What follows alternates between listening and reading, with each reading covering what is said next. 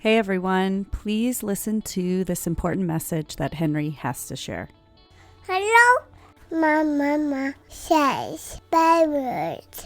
So please make sure to wear your earmuffs for this week's episode.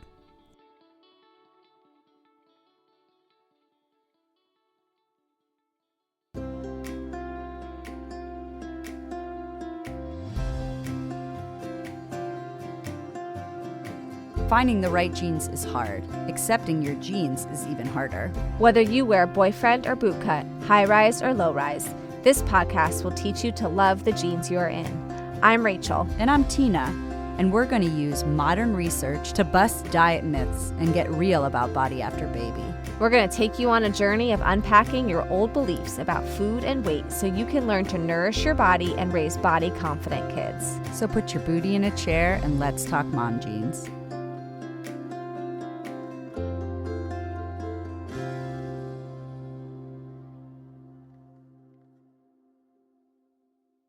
We are in a series called Your Story, where our guests will be sharing the story of healing their relationship with their body.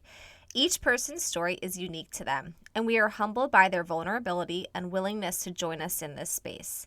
As a result, we will not be editing out as many numbers, specific behaviors, or details as we normally would. If anyone's story has details that trigger you due to your healing journey, please press pause and take care of yourself. We hope you enjoyed this week's episode.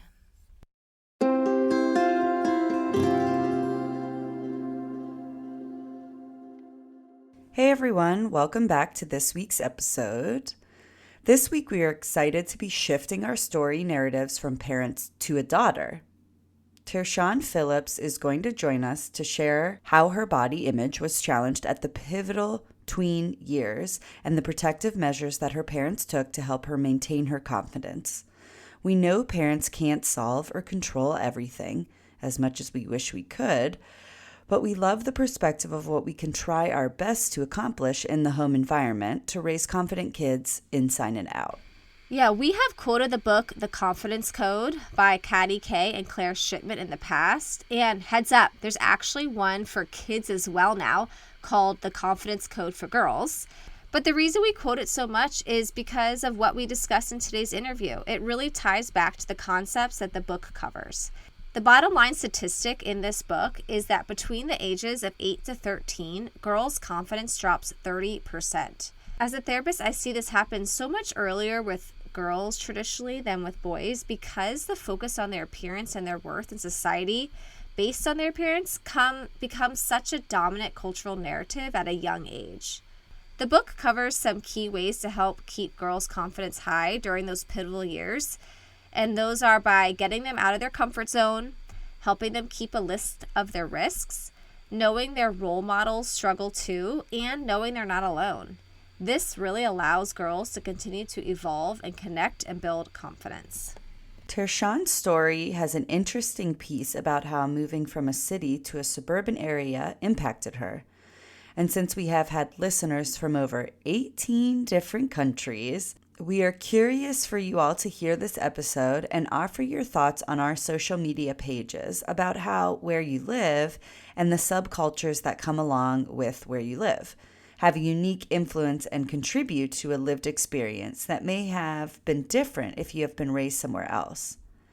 As parents, it would be crucial to attempt to do our best to have our children exposed to various places and people to build kindness and awareness of diverse body sizes and shapes, races and ethnicities, religions and cultures.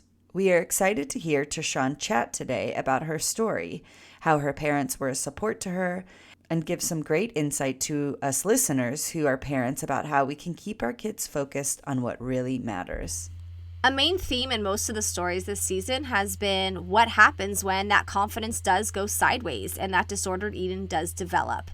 This is a fun episode because it's really actually about how that confidence was protected and what protective measures allowed that relationship with food and body image to remain more protected. So we really hope that you all enjoy this angle. Let's get to know Tershone before we get started. Tershone Ashley is the host of the Right Mistake podcast, where she discusses turning accidental decisions into life-changing moments with her guests. The platform highlights different entrepreneurs, millennials, and people of color stories, along with their stumbles and mistakes that unintentionally became their triumphs. Her inspiration for creating this podcast began when she realized that major moments, professionally and personally, were all the catalysts from major setbacks. Embracing and celebrating our letdowns are a part of life, and society should have a new outlook on the term mistake for future generations. I love that. Let's hear what she has to say today.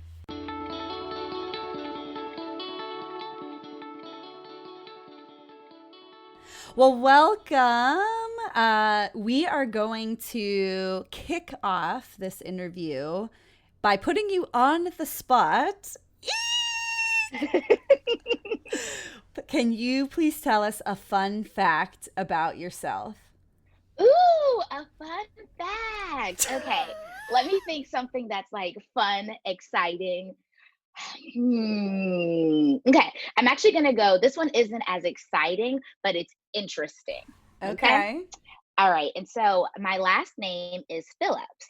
And that's obviously like from my dad, clearly, but it's not supposed to be Phillips. And so a family history story is that we actually, his grandmother, so my great grandmother, actually kept her maiden name and gave that to all of the kids, even though she was married to my great grandfather. But at the time in New York, there it actually correlates to like all of this racial unrest. My great grandfather was Puerto Rican, and it was kind of a bit tougher to, his last name was Rivera. It was a bit more difficult to get jobs and just different things that kind of stuck out a bit more than Phillips.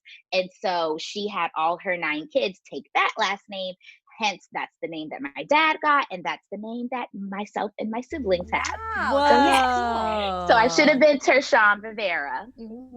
I I'm love Tershone that. Phillips. Okay. Yay! Interesting, like That is changing amazing. history's like next steps and legacy. That's really interesting. Yes, of Yes. course. It's so, I think about how it would have been different for me to like be in classrooms with that, just like where I would have stood in the yearbook, just like different things, and just even how a person would have then assumed like my Hispanic background, that like, because I don't like, they didn't continue on to learn Spanish or anything like that. Like the last person to speak it was my grandpa didn't, but some of his siblings did. And actually my great uncle, he went back and actually changed his last name back to Rivera, and the whole family wanted everyone to change it. And at this point, like my dad was in high school, they're like, no, we're not changing birth certificates. Oh my gosh.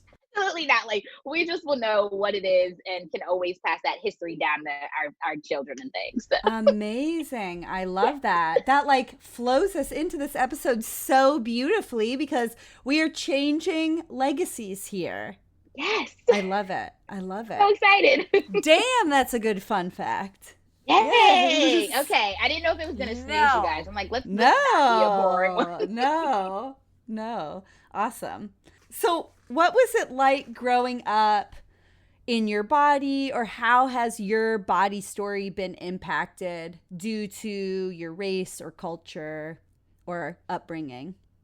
Absolutely. So I would truly say that my upbringing impacted just in terms of how I accept my body, how I kind of impacted into my culture. So just to give some background, I grew up in New York City. I was born in Brooklyn, and I lived there until after 9/11. So until really I hit puberty around 12 or 13, and we moved to the South. We moved to Jacksonville, Florida.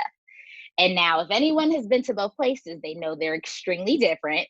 And so, being Black and just like growing up having this bit of, I feel like I had a woman's body by the time I was 11 or 12. I always had, like a bigger booty and always had the curves and things. And that was really, folks were open to that in New York just because it's a diverse place. I had all different kind of just people around me in terms of schooling and just in different activities I was involved in. So I saw all different kind of cultures up there. And not to say that that wasn't the case when we moved, but it wasn't to that same extent. I'll just be honest. I probably was, in terms of, I was one of like maybe 10 Black girls in my middle school when I moved. And so it really was just like, okay, Well, and then also just coming down here, I have like this full-fledged body, and now I'm doing activities like dance and, just different sports and things. And everyone hasn't really developed to the point that I had developed, or there was like a few of us, but just not that many. So now I'm a bit uncomfortable just when you think about like the sports bras you have to put on and the different things. I just don't feel as as free as I did when I did live up in New York. So that was a complete just kind of culture shock and complete switch. And I always like to say sometimes that I sometimes wish I grew up, not necessarily during the social media era, but a few years later, just because then you had like the Kardashians coming and this whole wave of like, ooh, round is the new thing, where you see like all these implants and things being just encouraged, and everyone wanting like bigger hips or bigger lips and just these different like features that naturally came to me, but I wasn't able to somewhat embrace at that time because I wasn't surrounded by a lot of folks that then looked like me. And I look back and I'm like, wow, I really wish at the time I loved myself a little bit more. I completely love myself now and love how I look and all of that. But truly, I think that you are such a reflection of your environment. And by the time I got to high school, I really was able to embrace myself. And then I was just a bit more freer. So I was involved in more activities, and that kind of transitioned me into different spaces where I was able to connect with folks at other high schools and other just surroundings, where I didn't feel so isolated and didn't feel like my body just was so different from others around me. Yeah, I think you bring up a really good perspective where it's like so often Rachel and I are focusing on the negatives of social media, where it's like, oh, there's so many diets and thin privilege and all of this negativity. Comparison Yeah, culture. comparison culture. But what you're sharing is going, oh, hot damn. I wish I had something more to that, because it's not in my environment right now. I moved, I uprooted myself, and social media would have been helpful in that. Yes, it would have kind of just made me be like, well, this is what I am, and other people are this way too. And also just, when you get into like, oh, that phase of boys liking you and all this other stuff, it's like, okay, I'm not what everyone else looks like, so that's not the go-to. So am I not like beautiful? Am I not wanted? And it creates all of that. But social media, like you said, if I had it during that time, because all that was then at that point was MySpace maybe. Right? Yeah. Instant And messenger or whatever it was. yeah, Yeah. AIM, Mm-hmm. your Yeah. AIM user account. But Yeah. yeah, so I think it would have been at the same time some type of negativity, but it also, I think, could have social media for certain instances does encourage us in certain ways that we don't realize, I think, because we are so quick to like feel like we're missing out on something. But I feel like that it could have also encouraged me to kind of almost know the kind of clothing that would have fit me better, have different just resources and things to look up that would have made me a bit more complacent with who I was at the time. So you bring up a really interesting point about those very vulnerable teen years. So many times that's where we see the eating disorders or the negative body image really develop, in those very, prime years. So I'm curious, as you navigate those years, now you have this like cultural shock and you're doing all these activities. What protective measures really helped you navigate those years without maybe developing certain behaviors?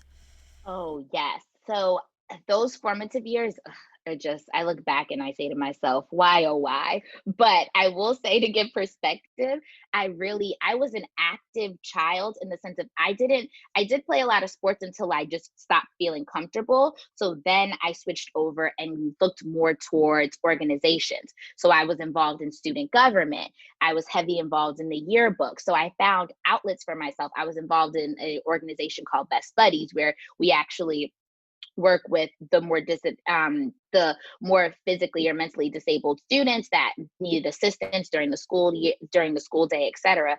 And so just finding activities like that I was able to say, you know what, it's not all about what I physically can do, but it's also about using my mind and my mental to really showcase that I have all of these different great qualities. And it was a support factor, because it didn't matter in those instances what I looked like. We all just were there to kind of achieve a job. So we're there to complete the yearbook, or we're there to provide whatever the class wants for student government things and make sure that we're implicating all the things we promised, or we're there to help out whoever it is that we're working with. So that kind of gave me a purpose and a place to really be able to say, all right, this is what I can focus my mind on. And then I was less worrying about like binge eating or coming directly home because I had things to preoccupy my time. And so by the time that I was sitting down for the day, it was like, okay, well, we're having dinner, that's that, and we're good, and doing it all over again. And then even getting older, you get your like job once you start driving and all of that.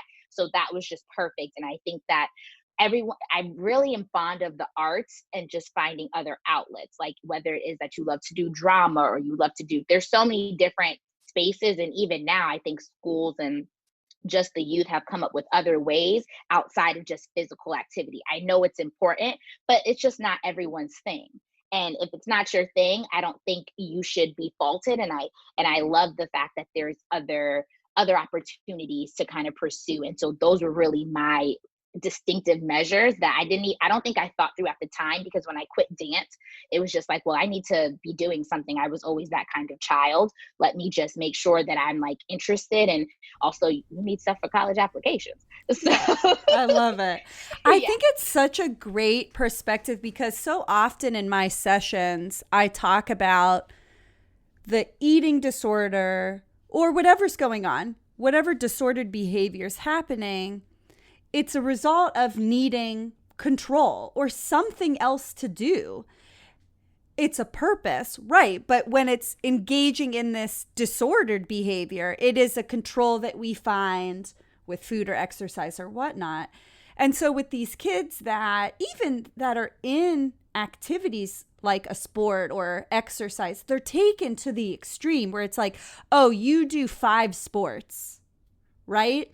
It's not that you're doing a sport and student government and the yearbook and all these things, because the sports don't really leave room for that. Not saying sports are bad, but you get what I'm saying. No, but they're like siloed. You can't do, unless they're different seasons, you're sticking to one and that's what you do. And then you're also in clubs. So whether you're at the school doing the school year season, then you go to club sports. And like you said, it's a full-time year thing. There's nothing else you do for these kids. Yeah. So I think what you're bringing up is such a great perspective of going, children, even as adults, we need a purpose. People have such a hard time doing nothing, which let's work on that. But kids need a purpose. And if their sole purpose is just to go to school and hang out with kids, well, in a time like a pandemic, that all is crumbling. And what else are they able to do? Are they able to find other purposes? And in your case, it's sounding like, hey, wait, I found all these really healthy outlets that allowed me to be me, right? Absolutely. Without teetering on any sort of disordered angle. Agreed. I think too, so many teens struggle with finding purpose and worth outside of how they look. So I think you bring up a great point that like I found worth through my mind. I found worth through my connections and my social connections. And there's so many layers to us that are more than how we look. And I think teens very quickly get sucked into this rabbit hole of how I look is the most important and is my currency in high school. And so I love that you're speaking on how protective it is to protecting kids from that rabbit hole by keeping them engaged. I tell so many of my parents of my teen clients, like, unfortunately, the social constructs in our society will lead teen girls to stop playing and start just talking, and they lose so many of their hobbies, where the boys kind of keep playing because that's more like socially celebrated. And so if we can keep the girls active and playing, and I don't mean necessarily like a soccer game, but like a debate team or a book club or anything that keeps them engaged, it'll help keep them from having this narrow hyper focus on how they look. Mm-hmm. Absolutely. Downtime is not encouraged time. Yeah. That's how I look at it. It's true. Well, it's a time where now social media is the negative outlet. Yes, we can encourage kids to find a more positive outlet or a more positive angle to social media. But if they're bored, if they're feeling isolated, if they're feeling judged by their body or the way that they look or whatever, the social media outlet is not necessarily supportive of that at this. At all. Yeah. Yeah. So, question. You were giving us the perspective this season of being a daughter and being raised in a home that really encouraged you to embrace who you are and go out there in the world. So I'm curious for our listeners who are parents and really like navigating these teen years or scared to death of the teen years and what's going to happen. Like how would you say your mom or your parents helped you navigate body acceptance, dress for your body in ways that made you feel good, own your curves and your genetics? Can you tell us that story and that piece? Oh, absolutely. So I have a great foundational relationship with my mother, which I really appreciate. I know sometimes that daughter mother dynamic, especially in the teen years, is quite difficult depending on just the relationship that you built. But she was always just a great support system. And specifically, I think how she truly went about it, just realizing that she moved me to a new place and I was uncomfortable. We really had just I would say different traditions amongst ourselves. So when you were thinking about back to school shopping, there were she always took me to places that fit my body type. So of course at the time what was in was probably like Abercrombie and Fitch and Aeropostale. A lot of those stores did not fit the mold of my body and she knew that. And so instead of even kind of putting me to go and be disappointed in those places, we would go to other spots where I necessarily wasn't as receptive, but she would get me in there, have me try something on, and I'm like, oh wow, this is amazing, this works. And just from her having a very similar body shape, she could kind of guide me and say, well, why don't you just try this? She never would pressure me, but as soon as I was open and I was open to her recommendation, it always was something that was in my bag at the end of the day after we went for shopping.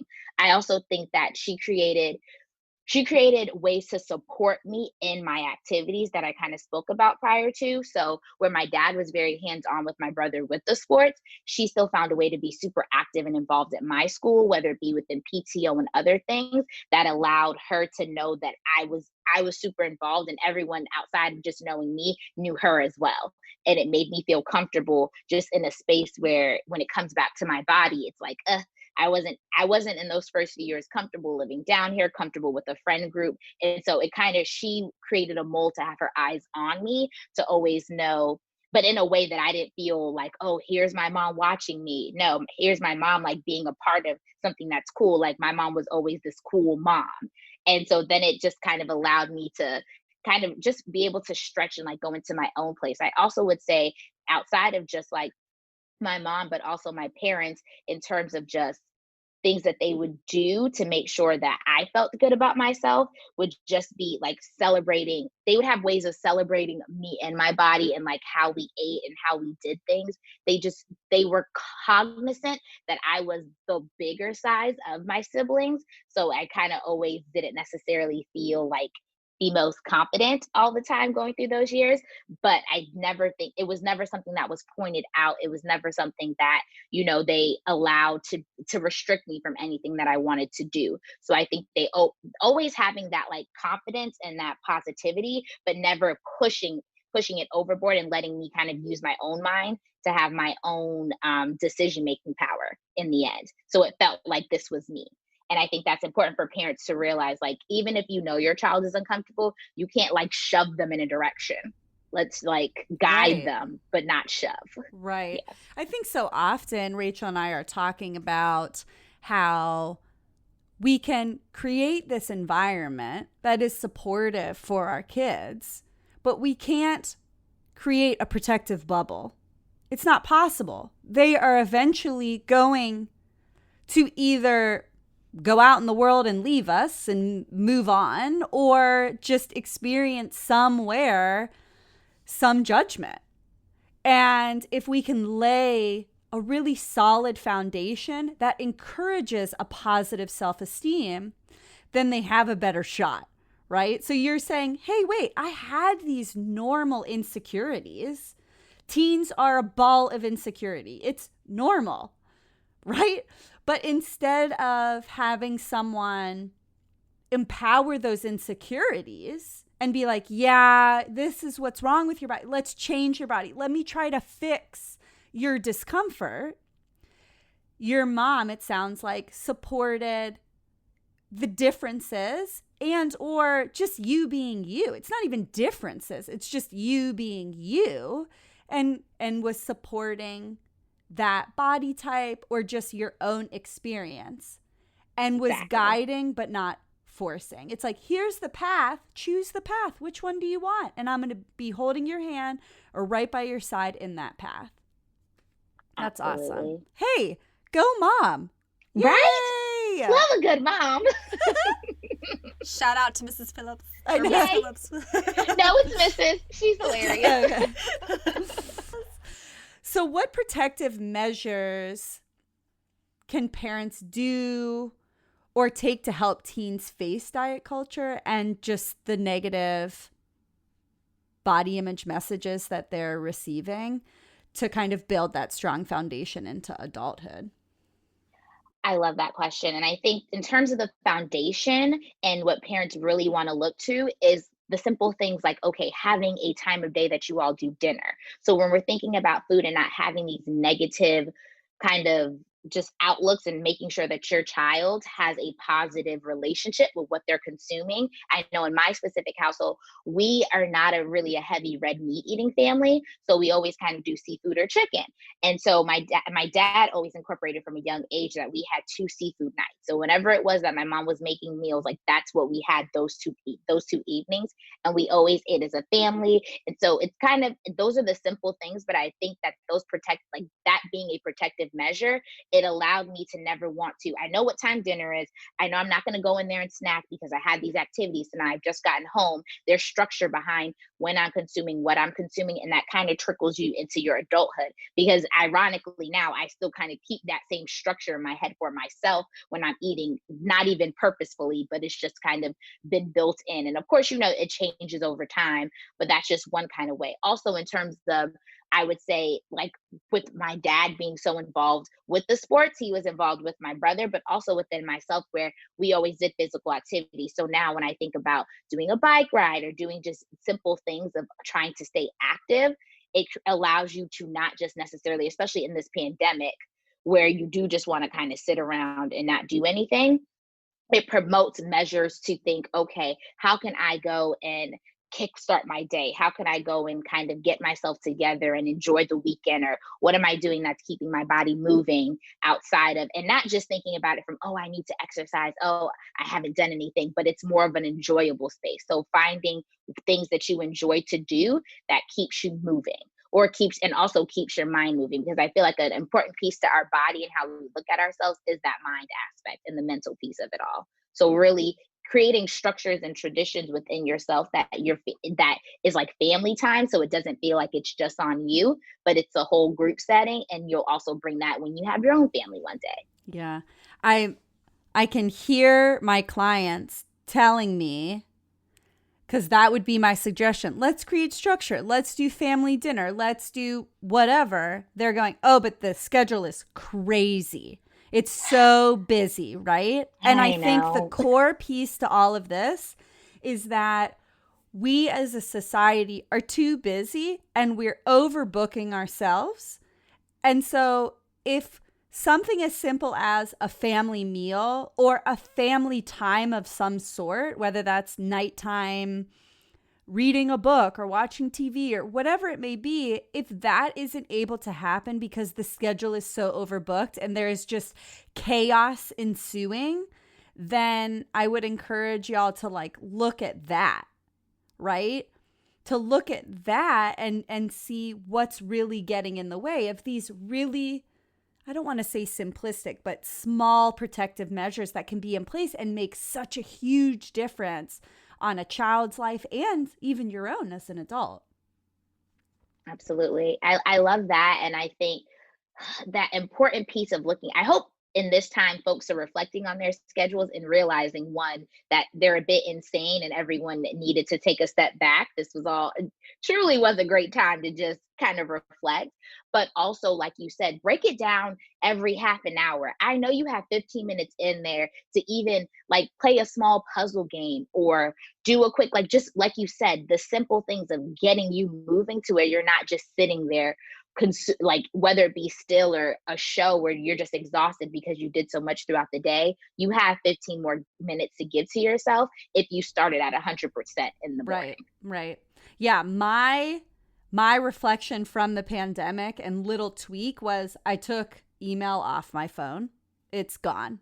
And so, because I notice like so often, even on the days where I'm trying to chill out, my email, my work email's popping up, and it's just bringing on not stress, but just like, oh, well, I need to do that, or I need to do. It's so much distraction. Yeah. And I'm like, this is stupid. I can sit down, set out these kind of slotted out times in the day to sit down and do work, but otherwise, I don't want to. You don't So need I'm it. taking it off my phone. Otherwise, deleting I'm a just lot of gonna, apps. Yeah, deleting apps. I'm gonna break my phone. That's probably what the core of all of this is. I'm gonna revert back to a flip phone. That's what's happening. But in the meantime, emails off. I support the flip phone, or maybe like a I do Sidekick too. or something, or the BlackBerry. Man, something. The Something to Nokia. take you back. Oh, a Nokia. That was my first phone. Yeah, I know. I'm thinking about it. Okay. Rachel, I what's just heard- yours? Well, I heard connection. I heard you're saying, like, look at all these times I had where I connected with my parents. So it didn't necessarily matter too much what we were doing, but I knew that I would connect with them. I would get their attention, and that created safety. And that also creates confidence in children when they know that there's an adult who is safe and trustworthy, who cares about them.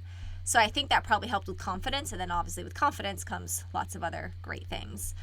I am curious. We didn't have this question written out for you, but I'm curious how any of those connections would have been interrupted if your parents had been engaging in diet culture or struggling with their relationship with food, how that would have impacted you if you think about like the alternative. Oh, that's a good question. Honestly, I do think that I would have been more susceptible to being not, I don't even want to say falling victim of, but having to have to deal with a bit more struggles when it comes to diet culture and different things, and probably going a route where I wasn't as comfortable with consuming the foods that I did, or going and not taking care of my body the way I should have, or resorting to kind of outlets to try to like not eat it all and to try to like look a certain way, or just I think if they weren't so on top of it or so around, I wouldn't have felt the almost individual confidence that they helped me build, to know that all of that wouldn't have benefited me. But I don't think if I have a very open and communicative kind of foundation with my parents, and so even now, like even if it's something, I've laughed because it's like we can have complete disagreements, but we're still going to talk it through, just because that's the relationship we built. But like you said, if I didn't come from that dynamic where I felt so confident to ask questions and to really just feel like comfortable with going in the not so in the gray area of like questions to have for them or decisions to make, that like I knew I could come to them, they would have lack of judgment, they wouldn't really like be so aggressive with their responses, I don't think I would have done so well, just because I'm thinking back to 13, 14, and those were some tough years in terms of just how I really looked at myself in the mirror, and all the like negativities I could sit there and point out. And even I actually remember going back to really quickly a protective measure. That's when I started doing the Post-it thing, which I'm sure you guys maybe even recommend to your clients, where you write encouraging things on a Post-it, stick it on a mirror. And that it kind of happened naturally and organically. Like it wasn't like one day my mom came in like, oh, do this. It was kind of just like, oh, I'm going to say this about myself. Oh, well, let me stick it here. But I think my parents, had they not been who they are, this could have been a very different Tershone you're speaking to today. Totally. Because I think of the angle when you were saying like, hey, when I went through puberty, I was a woman early before any of my peers. And so I got boobs and a butt and I'm developed. And if your parents would have encouraged you to force change on your body, and instead of going positive sticky notes, they're going, let's join WW. Weight Watchers. Yep, then that would have been an entirely different path. Instead of encouraging your they're conforming you to the rest of the population, which is diet and disordered and hating your body. So, And ironically, just to like add on to that really quickly, I actually had a friend who her parents were the opposite. So she did join WW. And unfortunately, she now later on in life has had plastic surgery and different things. She enjoys her body and it's like, it's whatever works for you. You know, she's happy with it. But I do think now I'm really looking at like those little nuanced pieces of how her parents parented her and mine parented me. And I'm like, wow, it was a completely different house. And I noticed it every time I went over there, just in terms of like how we ate and what was available in the household and just even in the conversation. Hey, listeners. We are excited to tell you about this amazing brand we just discovered called Dia. Their philosophy is to design clothing for women that want great fashion and proper fit in sizes 14 plus. As you learn to embrace your mom jeans, check out Dia to find denim jeans with a J and a complete outfit for your perfect fit. To help you feel fabulous in your mom bod, Dia is offering our listeners an exclusive savings. To get 30% off, head to dia.com, that's DIA, and use our code MOMGENES, MOMGENES. You can try the clothes on in the comfort of your own home, keep what you love, and always get free shipping and returns. Finally, a brand that has your mom jeans in mind. Visit Dia.com and use code MOMJEANS to get 30% off your order. Dia is excited to work with Mom Jeans, the podcast, this season. So head to Dia.com and use code MOMJEANS to receive 30% off your order. All right, let's head to our episode.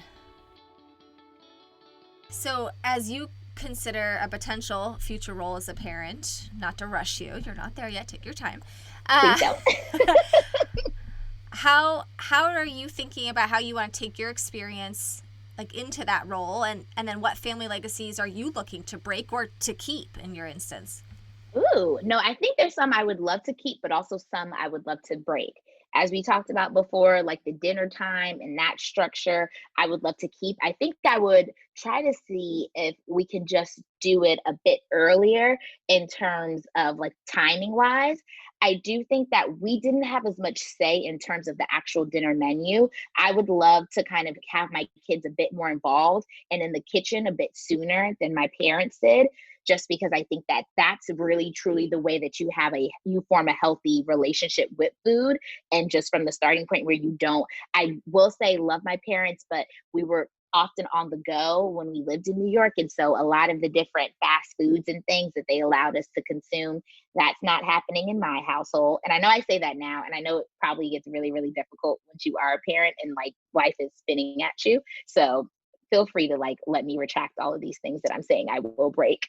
but, but in my head, we won't actually have time for that, and just have a bit more meal prepping will come into play versus with my mom being retired and being at home, she was able to make dinner every night and all of that, where that's not the case on my end. Let's make sure that we do have this kind of structure in place. Outside of that, as the mother, I would like to be a bit more actively involved in my kids in terms of, like I said, with the physical sports, where that was always my dad's thing. And I know that comes back to more of that male dominant role, but I would like to kind of break in that tradition and really make sure that whether it be my girl or my boy, they know that, hey, mom also can come out there and, whether it be let's play basketball, do swimming, do whatever it is, that we can go play golf, whatever it is that you enjoy. Like, let's just do something different and fun and interact. And even if it's not, you don't want to do it on like a highest performance level where you're involved in a team or whatever it might be,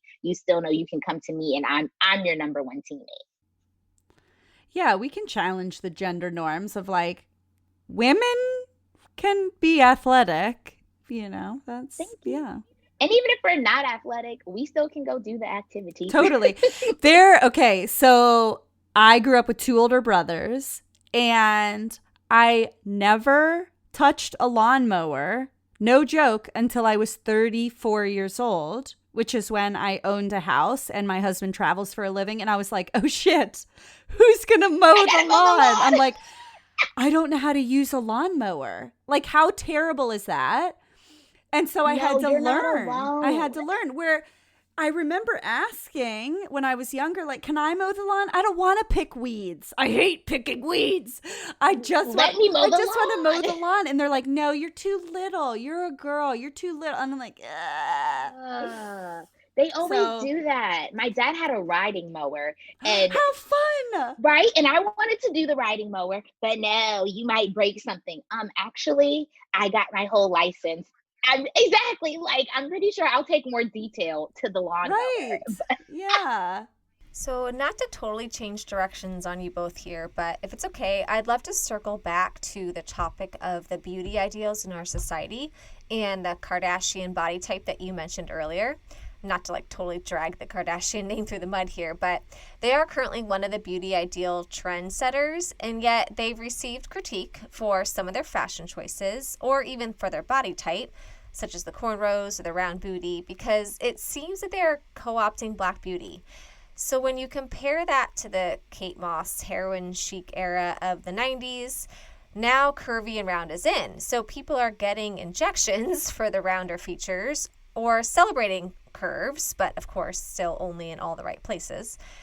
I'm wondering how, as a Black woman navigating body acceptance of your genetics and then the changing of the cultural beauty ideals, the racism of diet culture, and social media, I'm curious if you can touch on how you have felt about all of this, because you mentioned you were raised feeling like your body was different, and now celebrities are using surgery to get your body.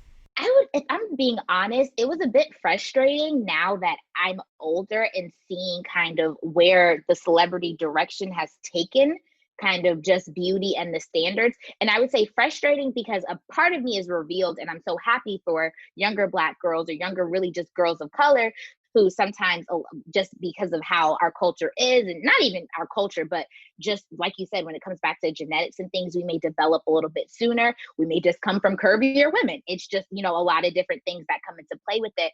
But it's beautiful to see that now these different features are being recognized and being highlighted, whether you see it on models on the runway or in these celebrities wanting, bigger lips or wanting curvier hips or getting these butt injections or etc.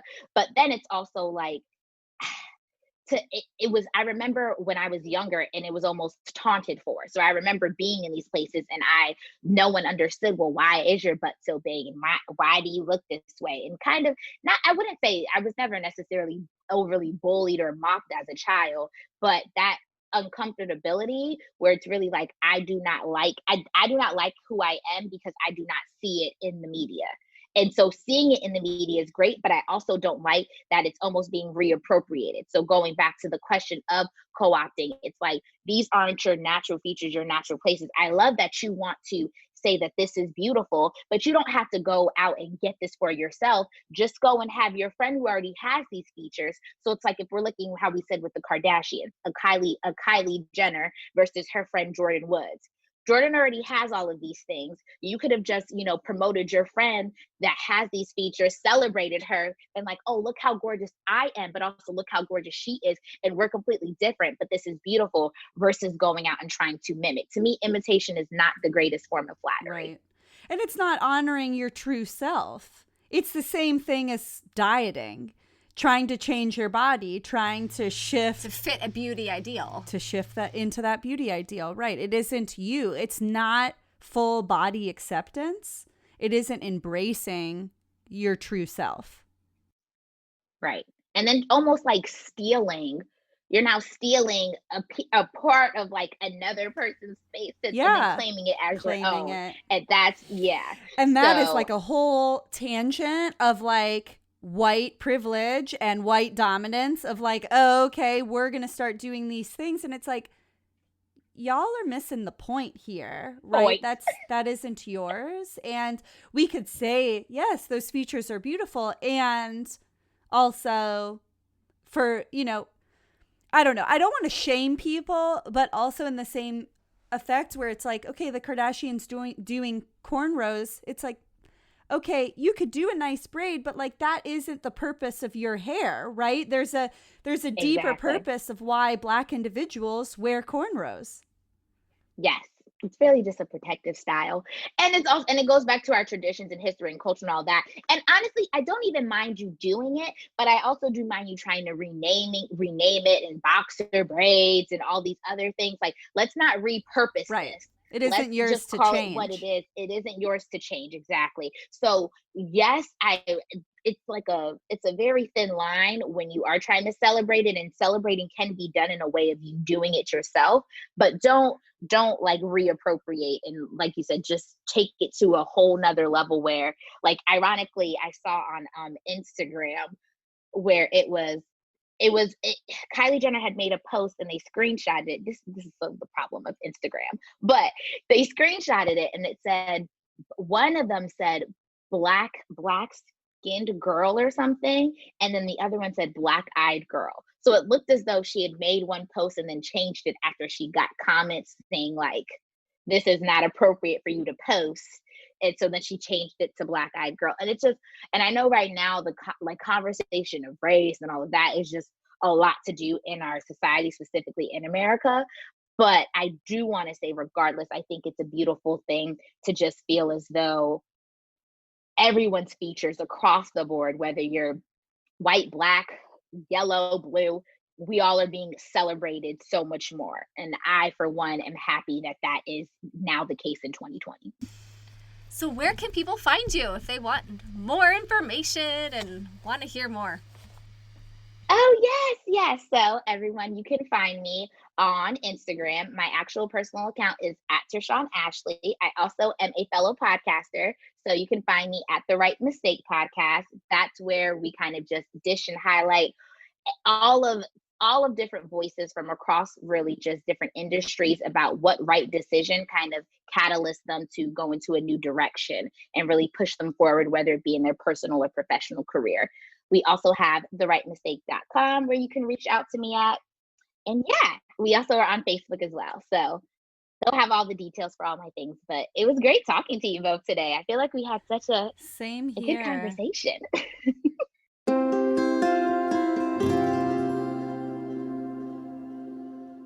We hope you felt inspired and moved by this week's story. Please reach out to the person interviewed to connect with them in the ways they listed, or you can check out our social media pages at Mom Jeans the podcast for details on the episode and to find our guests' information. If you love the episode, please leave us a rating and review us on iTunes and recommend this episode to a friend. We are sending you the inner strength to accept your jeans with a G and wear the jeans with a J. Bye.